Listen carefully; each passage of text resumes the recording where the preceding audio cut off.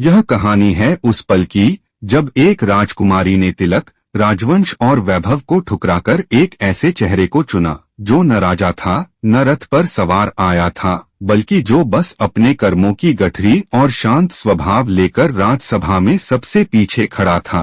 राजकुमारी चंद्रा के स्वयंवर की घोषणा होते ही पूरे राज्य में उत्सव सा माहौल बन गया। चंद्रा, जिसकी सुंदरता के किस्से नदियों के बहाव की तरह एक राज्य से दूसरे राज्य तक पहुंच चुके थे, जिसके नाम पर कवियों ने गीत रचे और चित्रकारों ने कैनवास रंग डाले, उसका स्वयंवर मतलब राजा महाराजाओं की लंबी कतार।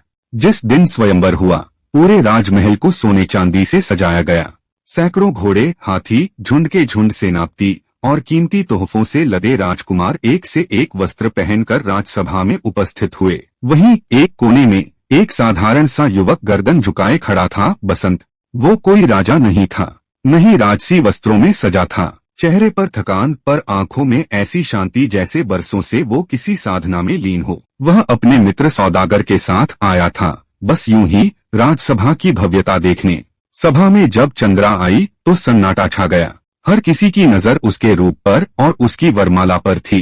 राजा महाराजा अपनी मूछें संवार रहे थे, कुछ अपने मुकुट की चमक देख रहे थे, कुछ सोच रहे थे आज चंद्रा मेरी होगी। लेकिन चंद्रा की नजर वहां नहीं थी जहां सबकी निगाहें थीं। वह देख रही थी वहां सबसे पीछे खड़े उस युवक को, जिसकी शालीनता और नरमी ने उसके दिल में तूफान सा मचा दिया। सभा चकित रह गई जब राजकुमारी एक एक राजा को पार करते हुए बसंत की ओर बढ़ने लगी। किसी ने सोचा वह किसी और को देख रही है, पर जब वह जाकर बसंत के सामने रुकी और बिना एक शब्द कहे सबकी आंखों के सामने वरमाला उसके गले में डाल दी, तो जैसे समय थम गया। शब्दों से बड़ा था वह दृश्य।